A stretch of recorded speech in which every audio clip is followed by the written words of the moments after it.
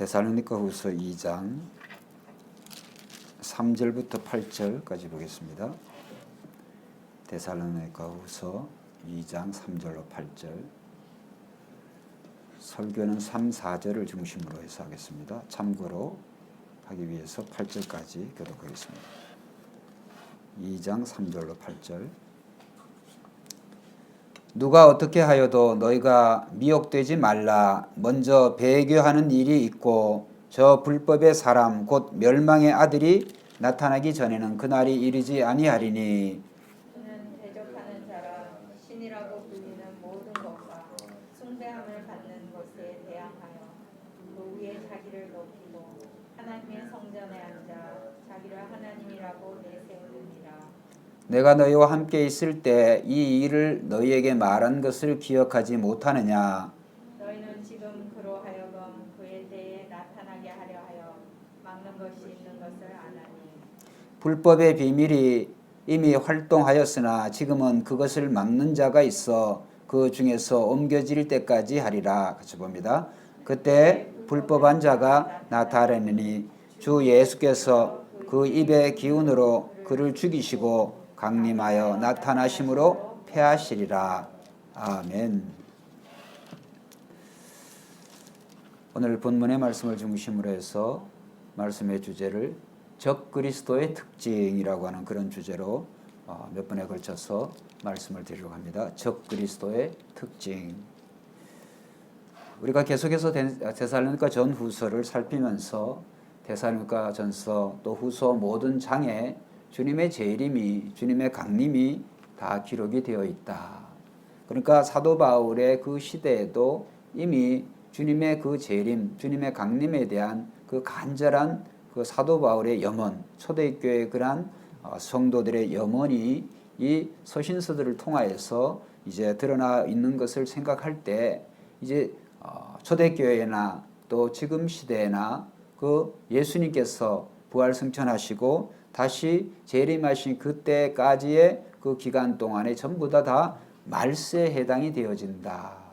그런데 어쨌든 우리가 산술적이고 또 이 수평적인 그런 시간으로 볼 때 예수님이 이미 2000년 전에 또 이 세상에 오셨고 또 부활승천하셨고 또 그때로부터 2000년이 지난 지금 과연 그러면 더욱더 이 종말이라고 하는 그 종말 또 마지막 그 주님이 오시는 그 재림의 날이 더욱더 가까워지고 있지 않느냐 하는 것에 대해서 우리가 이제 시시각각으로 여러 시대의 징조들을 바라보면서 더욱더 우리가 이제 그때가 바로 이날인가 이때인가라고 하는 그런 생각을 지울 수가 없습니다. 그런데 중요한 것은 오늘 우리가 이 말세나 또 이 종말에 대해서 늘 생각할 때 오늘 우리는 무엇보다도 가장 표준이 되어야 되는 것은 한번 따라합시다. 언제나 하나님의 말씀이 중심이 되어야 된다. 뭐 세상이 어떻게 되어진다 할지 누가 뭐라고 예언을 했고 또 어떤 자가 나타나서 어떻게 미혹을 한다고 할지라도 중요한 것은 성경이 뭐라고 말씀하셨느냐. 그리고 두 번째로 예수님이 뭐라고 말씀하셨는가. 그래서 항상 우리가 모든 성경을 해석하는 그 기준 또 이 종말을 해석하는 기준도 똑같습니다. 성경이 뭐라고 말씀하셨는가 또 예수님이 뭐라고 말씀하셨는가. 그 모든 것에 대한 비밀이 성경에 있고 주님의 말씀 또 주님의 그 사역에 주님의 또 예언의 말씀에 있는 줄로 믿습니다. 그렇기 때문에 우리는 늘 성경이 뭐라고 말씀했나 또 예수님이 뭐라고 말씀하셨나 늘 거기에 대해서 관심을 가지고 우리가 우리의 삶을 어떤 일을 해야 될 때 또 어떻게 결정을 해야 될 때 늘 거기에 귀를 기울이면 절대로 이제 흔들려지지가 않습니다. 그러나 성경을 제쳐놓고 또 예수님이 하신 모든 가르침들을 제쳐놓고 또 예수님의 관점을 제쳐놓고 오늘도 우리가 그것을 판단하고 또 우리가 행동하고자 할 때 우리는 상당히 성경에서 멀어지고 예수님의 가르침과의 상당히 멀어지는 그러한 삶을 사는 그런 성도가 된다. 그렇기 때문에 오늘 우리는 언제나 우리의 빛 대신 참 빛 대신 우리의 참 생명이 되신 예수 그리스도 가까이 언제나 성도는 이 말세를 당할수록 더욱더 예수 그리스도 중심적인 또 하나님 말씀 중심적인 그런 삶을 살아야 될 줄로 믿습니다. 그렇기 때문에 우리는 늘 성경 중심, 예수님 중심, 그것이 이제 개혁 신앙의 또 개혁 신앙의 그런 본질이다라고 하는 것을 우리가 꼭 잊지 말아야 되겠습니다. 자, 오늘 제가 적그리스도의 특징이라고 하는 주제로 이제 오늘 본문을 본문의 말씀을 드리려고 하는데, 우선 이 적그리스도, 틀림없이 이제 사탄의 앞잡이가 되는 적그리스도가, 사탄은 영이기 때문에 눈에 보이진 않지만 적그리스도는 보이는 존재로서 적그리스도의 출현에 대해서는 예수님도 말씀하시고 그 다음에 신구약 성경이 동일하게 증거하고 있기 때문에, 그래서 그 적그리스도가 나타나기 전에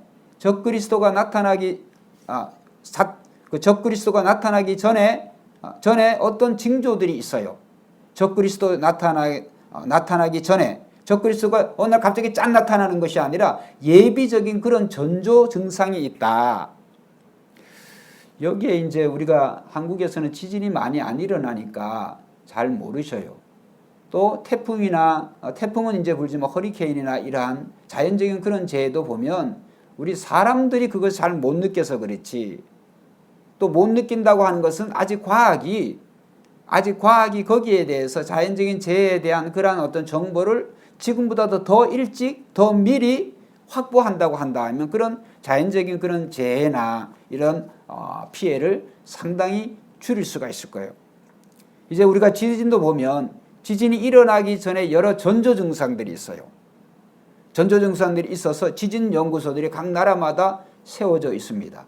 그래서 지진이 한순간에 팍 나는 게 아니라 이 지진이 점차로 이 지진이 느껴지도록 그 전조 증상이 있는데, 여기에 대해서 제일 민감한 게 누구냐 하면 생명체예요. 생명체. 그래서 이 지진 연구소에서 제일 먼저 연구하는 것이 이 개미의 활동이나 이런 가장 땅에서 붙어서 살거나 아니면 이 지진에 대해서 가장 민감하게 느낄 수 있는 그런 생명체를 연구를 해가지고, 그들은 다릅니다. 우리하고는 달라요. 우리는 굉장히 이 몸이 이런 어떤 예를 들어서 개미나 이런 작은 어떤 곤충들에 비교할 때 우리는 굉장히 크니까 굉장히 우리가 이것을 작은 곤충하고 인간이 느끼기에는 많은 차이가 있어요. 왜? 우리는 부피가 크기 때문에 그걸 느끼기가 한참 느껴요. 그런데 작은 그런 생명체들은 금방 느껴요. 그게 아주 세미한 그런 진동에도.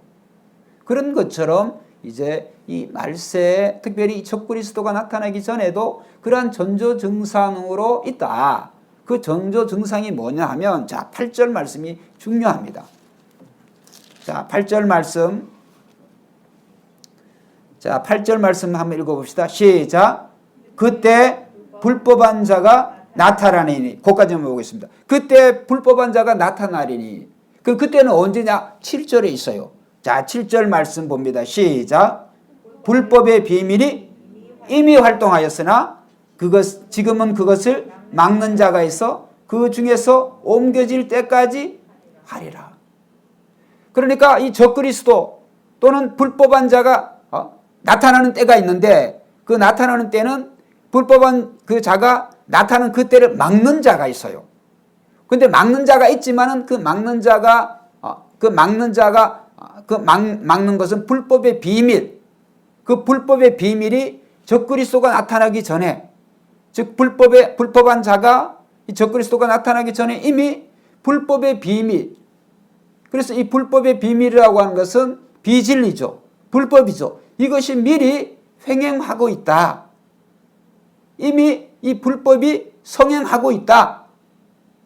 자, 예수님께서 마태복음 24장 12절에 보면 예수님께서 말세 불법이 성함으로 많은 사람들의 뭐가 식어지리라? 사랑이 식어지리라 그랬어요. 말세가 되면, 종말이 되어지면 불법이 성행해. 불법이라고 하는 게 뭘까요? 법을 안 지키는 거죠. 불법. 그러니까 법을 안 지키는 이러한 불법이 성행한다. 성행한다. 그래서 그때는 또 어떻게 되느냐? 많은 사람들이 사랑이 식어지리라. 예수님이 직접적으로 하신 말씀이에요. 마태복음 24장의 이 종말에 대한 그 예언의 말씀 속에서. 그래서 우리는 적그리스도가 나타나기 전에 지금 불법의 비밀이 설치고 있고 횡행하는 그러한 시대가 있다. 그것이 오늘날 우리가 살고 있는 이 시대임은 틀림이 없어요. 자, 그래서 왜 틀림이 없다고 제가 말씀을 드리냐? 본문이 그것을 해석을 하고 있어요. 자, 적그리스도를 사도 바울은 오늘 2장에서 몇 가지, 한 4가지, 5가지 정도로 이 적그리스도를 다른 말로 불러요. 다른 말로 호칭을 하는데, 자, 이제 집에 계신 우리 성도님들도 성경을 다 보세요.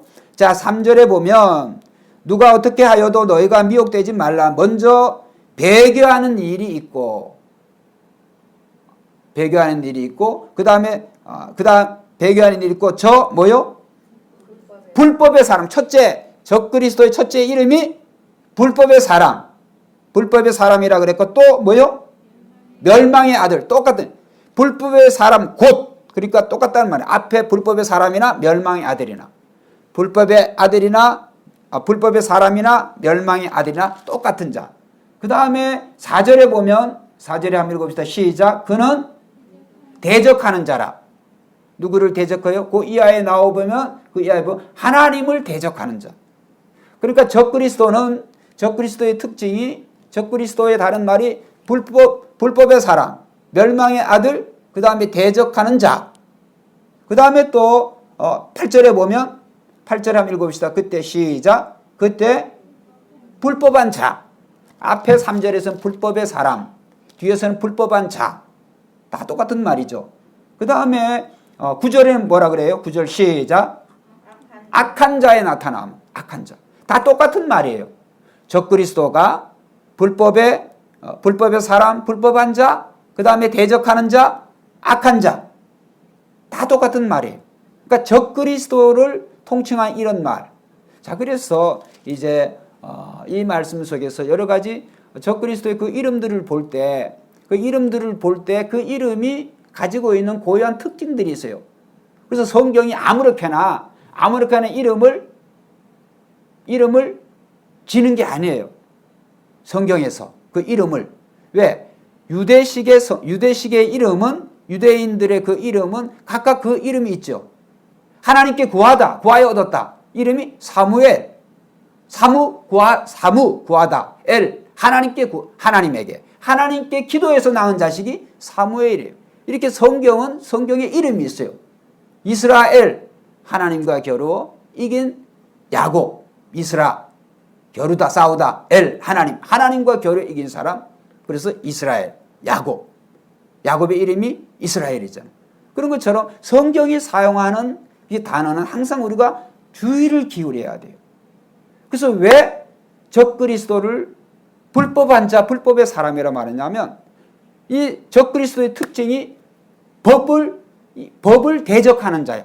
법을 안 지키고 법을 무시하고 이 법을 대적하는 자라고 하는 특징이 있어요. 자, 철저히 잘 기억하세요. 적그리스도의 특징은 법을 안 지켜. 법을 대적해. 그 말이 무슨 말일까?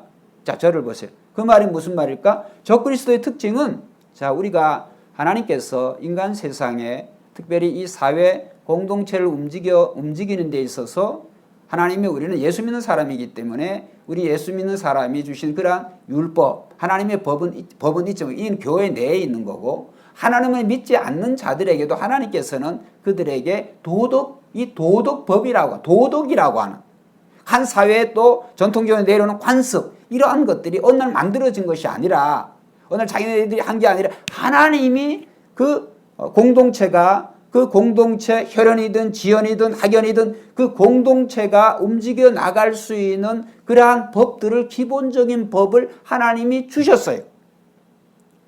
그래서 이 공동체에 주신 그 도덕법, 그 다음에 사회인들이, 세상 사람들이, 이 공동체가 합의해서 만든 그런 시민법들이 있죠.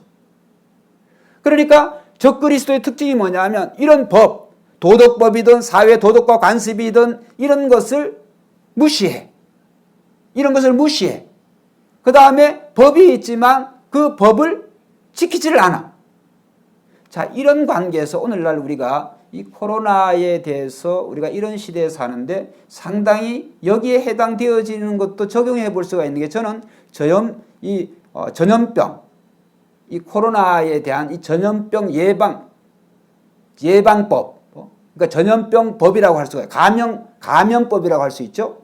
이 감염법이라고 하는 게 오늘날 완전히 초헌법적인 그런 권위에 있어요. 이 감염 예방법이라고 하는 게. 자, 한 사회가, 다시 말씀드립니다. 한 사회나 한 공동체가 움직여 나가기 위해서 하나님께서는 두 개 접착제와 같은 이 접착제는 우리가 강력한 접착제와 뭐 싸구려 접착제는 차이가 나잖아요. 1,000원짜리하고 그 다음에 그보다 더 비싼 거는 접착제가 달라요. 한 공동체가 접착제와 같이 서로 잘 돌아가기 위해서 서로 잘 생활하기 위해서 하나님께서는 윤리라고 하는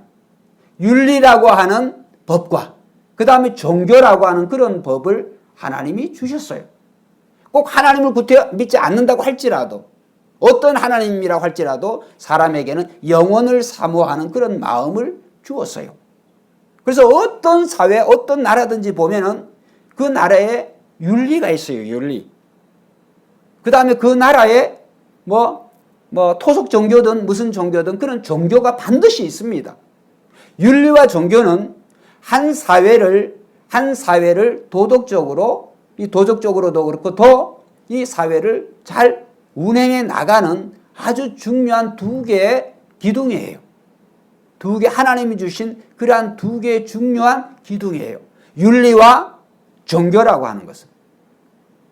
그 다음에 그 윤리 안에도 우리가 일반 도덕법이 있고 시민법이 있고 여러 가지 많이 있을 수가 있죠. 또 종교는 종교마다 나름대로의 그 종교가 드리는 그러한 예법들이 있어요. 요즘에 코로나가 모이면 그런 감염이 되는 그런 확률이 크고 또 거기에 대해서 이제 그 사실이 맞기도 하고, 그런데 이제 이 감염법이 인간이 가지고 있는 그 자유에 대해서 굉장히 자유와 그 다음에 그 인간이 가지고 있는 인간이 누려야 될 인간이 또 이 공동체가 생활하는데 그런 어떤 도덕과 그런 윤리에 대해서 이 감염법이 굉장히 그것에 대해서 상위법으로 헌법에 지금 이 감염법이라고 하는 게 헌법에 과연 있는지, 이건 특별법을 만들어 가지고 지금 지금 현재 시행령이 헌법보다도 더 위에 있어 가지고 지금 이런 시행이 되고 있죠. 이런 거를 보면 이런 것도 한번 우리가 생각을 해볼 수 있는 거예요. 그렇기 때문에 적그리스도의 특징이 뭐냐면 불법의 사람이야.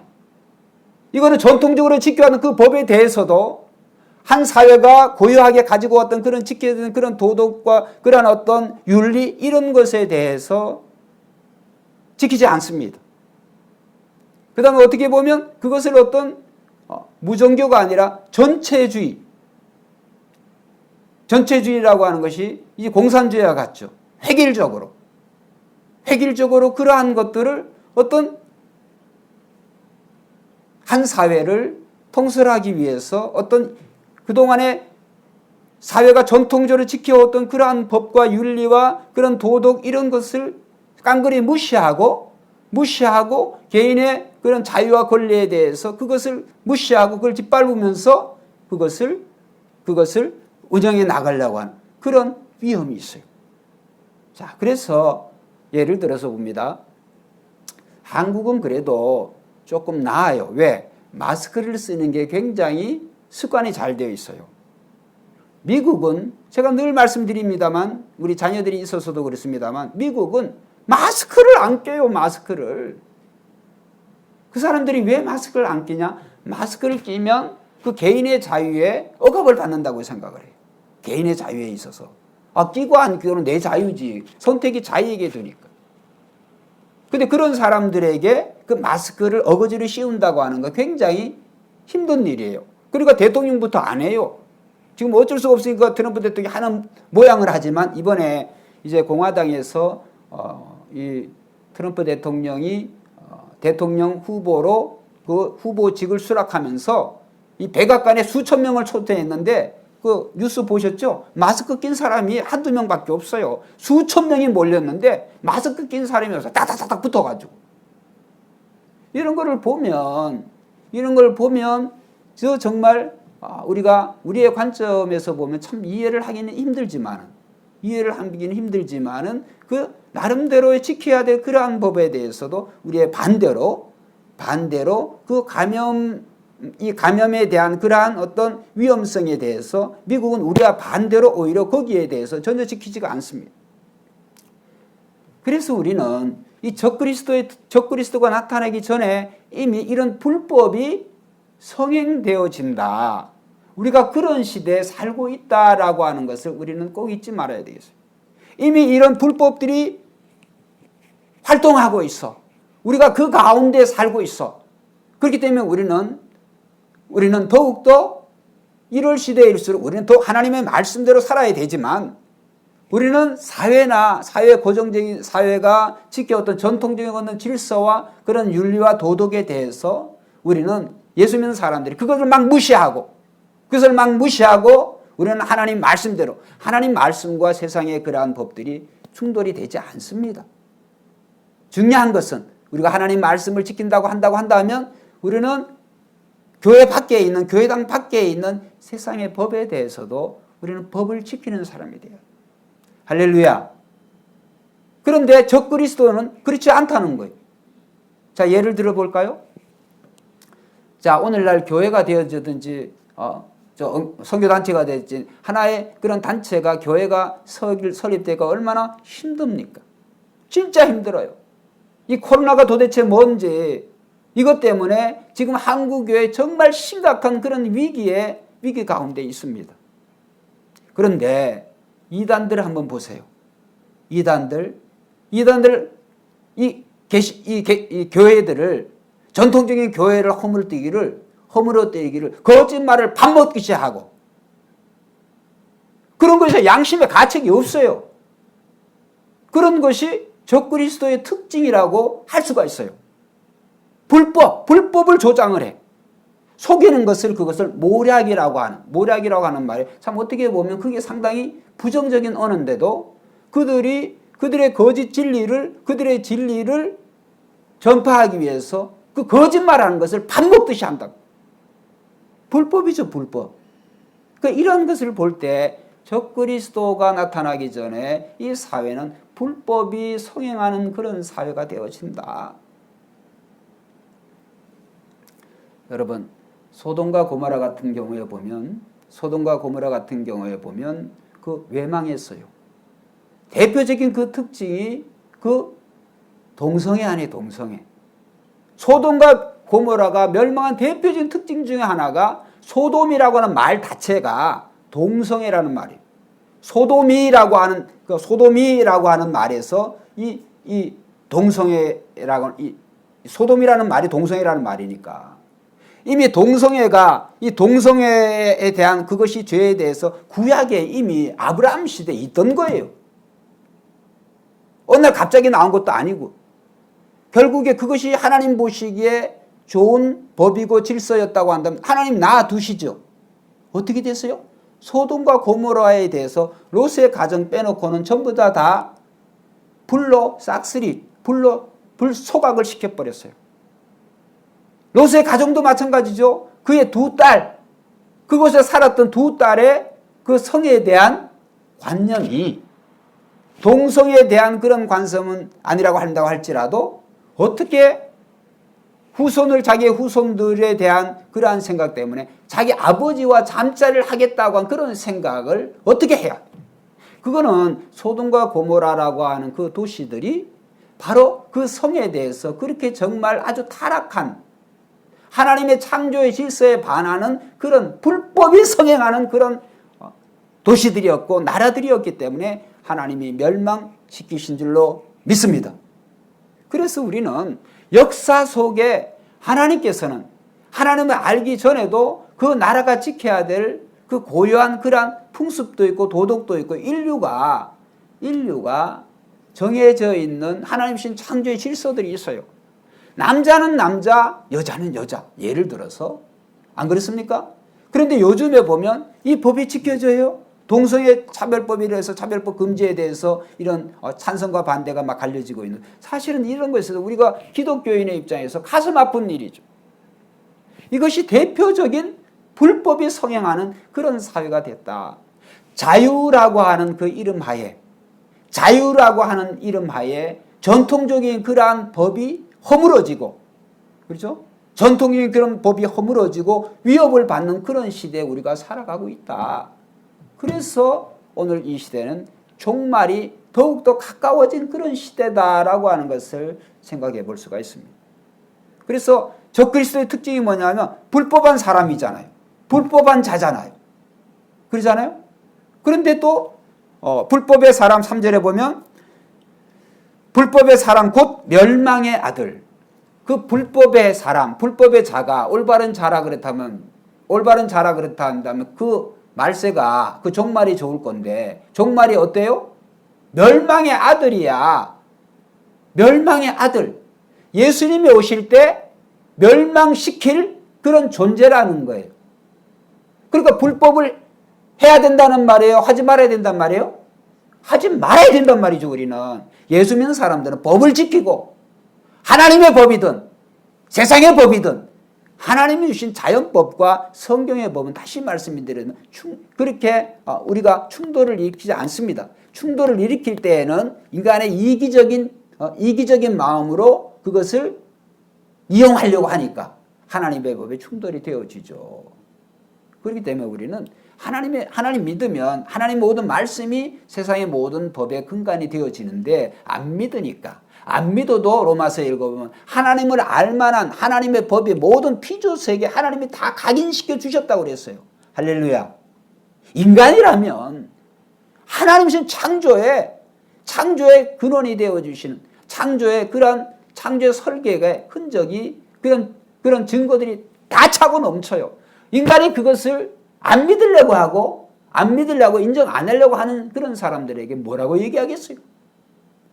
그러나 그럼에도 불구하고 다시 말씀드립니다만, 예수 믿는 저와 우리들은 불법이 횡행하는 이런 시대라도 우리는 법을 지키면서 살아가는 의로운 롯과 같이, 롯의 가정은 비록 그렇지만 롯이 이 소돔과 고모라의 삶에서 날마다 그의 마음이 불탔다 그랬어요.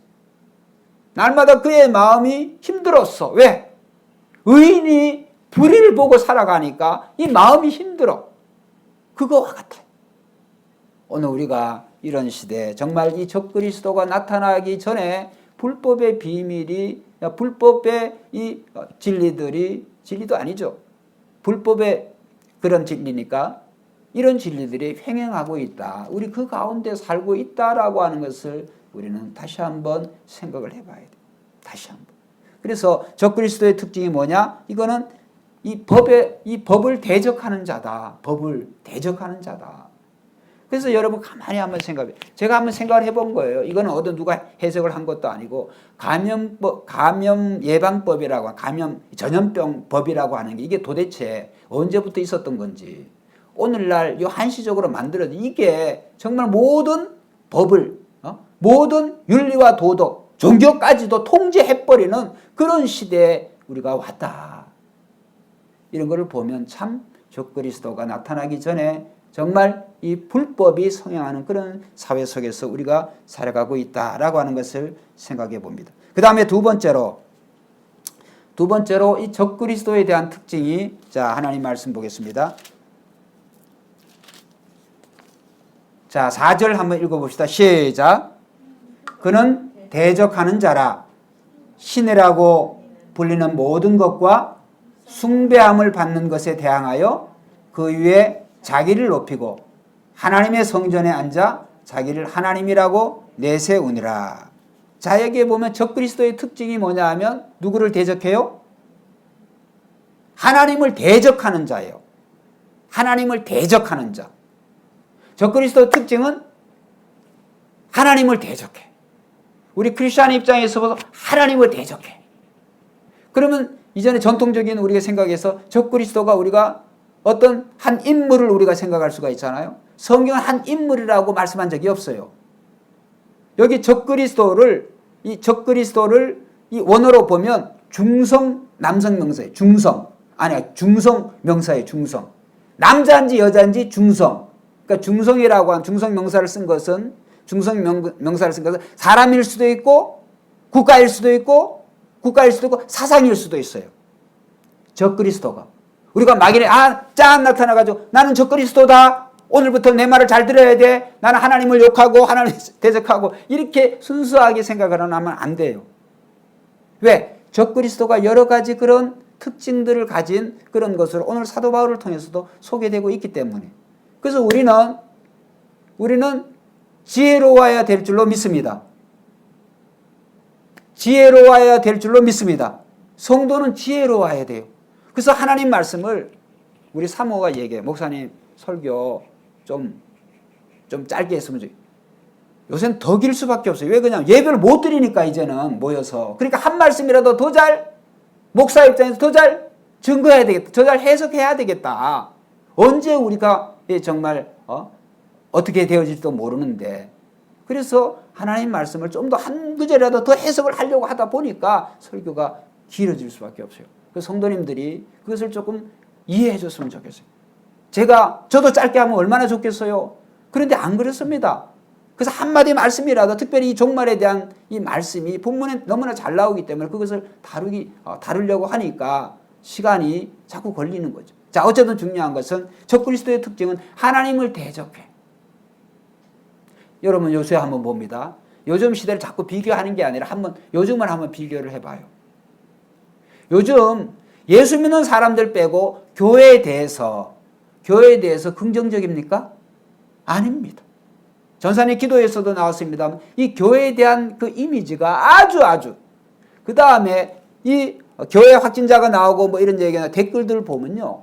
입에 담지도 못할 쌍욕들에 대해서 하나님에 대해서 우리가 믿는 우리 주 예수 그리스도에 대해서 아주 가차없이 그런 욕들이 막 욕지거리들이 등장을 해요. 저는 그것을 볼 때마다 아주 피가 거꾸로 솟아요.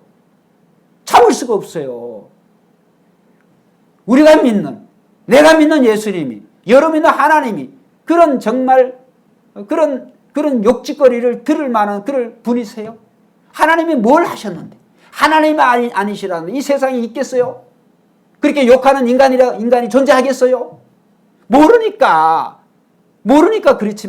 그렇습니다만 오늘날 우리가 이 시대를 보면서 정말 이 적그리스도가 나타나기 전에도 이 정말 적그리스도의 특징이 되어지는 이런 비밀들이 활동을 하고 또 하나님을 대적하는 것이 개인도 그렇고 사회도 그렇고 오늘날 한국 사회에서 정말 이 교회라고 하면 하나님의 집이죠. 하나님의 성전, 하나님의 집이지 아니겠어요? 이 교회, 성도, 교인, 교회에 대해서 아주 부정적이에요. 하나님이 영광 가리시는 이런 시대에 우리가 살아가고 있다. 이거는 적그리스도의 특징이에요. 특징. 그래서 적그리스도의 특징은 하나님을 늘 대적해. 하나님을 대적한다고 하는 것은 뭐겠어요? 예배를 무시하고 대적하고 예배를 폐하고 또 이 교회에 대해서 주님이 피 흘려 사신 그 교회에 대해서 문재인 대통령도 거기에 대해서 얘기를 하죠. 이 예방법과 또 예방이나 위생과 그 다음에 이 종교도 이 예방이나 이런 것에 대해서 우선할 수 없다. 그분이 그런 말을 한 그 의도는 이해를 되겠지만 거기 종교 지도자들이 기독교 지도자를 얘기했잖아요. 기독교에 있어서 예배는 생명과 같은 것이다. 안 믿는 사람들은 제가 댓글들 봤어요. 100% 이해 못해요. 그러나 저와 여러분들을 예수 믿는 사람들 예배가 생명이라고 하는 것을 우리는 다 이해합니다. 대통령은 그것을 천주교 신앙을 가서 그만큼 충분한 것을 인지 못했어요. 자기는 인정한다고 하지만 안다고 하지만 제가 볼 때 그분은 그러한 신앙이 없어요. 우리가 어쩔 수 없이 비대면 예배를 들고 있습니다. 사실은 예배가 비대면 예배라고 하는 게 어디 있습니까, 세상에. 그러나 모든 국가의 권세와 권위가 하나님은 나지 않음이 없다고 그래서 로마서에 보면 5장에 그래서 그 말씀에 우리가 순종하는 것이지 그 말씀에 순종해서 우리가 비대면 예배라고 하는 것을 잊지도 않는, 무슨 여기가 공산주의입니까? 그러한 위생의 그러한 문제 때문에 우리가 이 정부의 그 시책에 우리가 순종을 해주잖아요. 그런데도 더더욱이 우리를 교회를 무슨 장사꾼으로, 장사치로 이렇게 매도하는 그런 사회적인 현상이 되어졌다. 가슴 아프죠. 여러분, 적그리스도의 특징은 하나님을 대적해. 그가 하나님을 믿는 사람인 것 같지만은 그가 되었든 사람이 되었든 나라가 되어졌든 하나님에 대해서 대적한다고 한다면, 하나님을 대적한다고 하는 것은 교회를 대적하는 것과 똑같습니다. 성도를 대적하는 것과 똑같습니다. 복음을 대적하는 것과 똑같습니다. 그렇기 때문에 적그리스도의 특징은 하나님을 대적하는 그러한 사람, 기관, 국가, 사상. 두 번째로 전통적인 해석으로 우리 기독교에서 적그리스도를 뭐라고 생각했냐면 공산주의라고 생각을 했어요. 그렇게 오랫동안 해석을 해왔어요. 공산주의. 공산주의가 적그리스도인 것은 확실하죠. 왜 그러냐면 공산주의는 무신론주의잖아요. 공산주의는 신의 존재를 인정하지 않죠. 왜? 유물주의 사상이니까. 그래서 공산주의는 역사적으로 볼 때 지금도 적그리스도이면 틀림없어요. 적그리스도 사상이면 틀림없어요. 왜? 하나님을 부정하는 사상이니까. 저는 남과 북이 통일이 되도록 제가 정말 기도하면 제 기도 속에 이 남과 북이 하나로 복음으로 통일이 되기를 위해서 기도하는 사람. 그런데요, 오늘날 이 정권의 문재인 정권에 보면 상당히 이 공산주의에 대해서 이 통일에 대한 통일에 대한 시각에서도 그렇지만 상당히 이 공산주의에 대한 그런 위험이 1세대가 이 전쟁 세대가 살아있는데도 불구하고 이 상당히 공산주의에 대한 그것에 대해서 약화가 되어 있어요. 상당히 많이. 특별히 이 정부는. 그렇다고 이 정부가 전 정부는 다 옳으냐? 그런 말이 아니라 요즘 가만히 한번 생각해 보세요.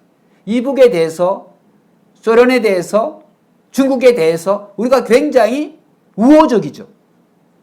그러한 시대로 우리가 가고 있잖아요. 그렇지 말자고 하는 게 아니라 그 위험성을 과거 어느 때보다도 지금 굉장히 물렁물렁한 공산주의에 대해서 물렁물렁한 그런 시대가 되어졌다. 그건 맞는 말이거든요. 그런데 이전에 한번 보세요. 이전에 기독교는 반공에 제일 앞장서는 조직이 기독교였어요. 반공.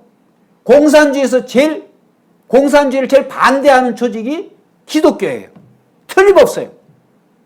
근데 지금은 거기를 전부 다 그 반공 이런 얘기 또 무슨 공산주의 이렇게 얘기하고 그러면 요새는 아주 극렬 아주 싫어하는 그런 시대가 되어졌습니다. 특히 이 정부에 있어서. 그래서 우리는 공산주의는 절대적으로 하나님의 이 기독교와는 하나님의 법과는 양립할 수가 없어요. 공산주의는 하나님을 인정하지 않는, 하나님을 핍박하는, 대놓고 핍박하는 그런 사상이 공산주의 아니에요.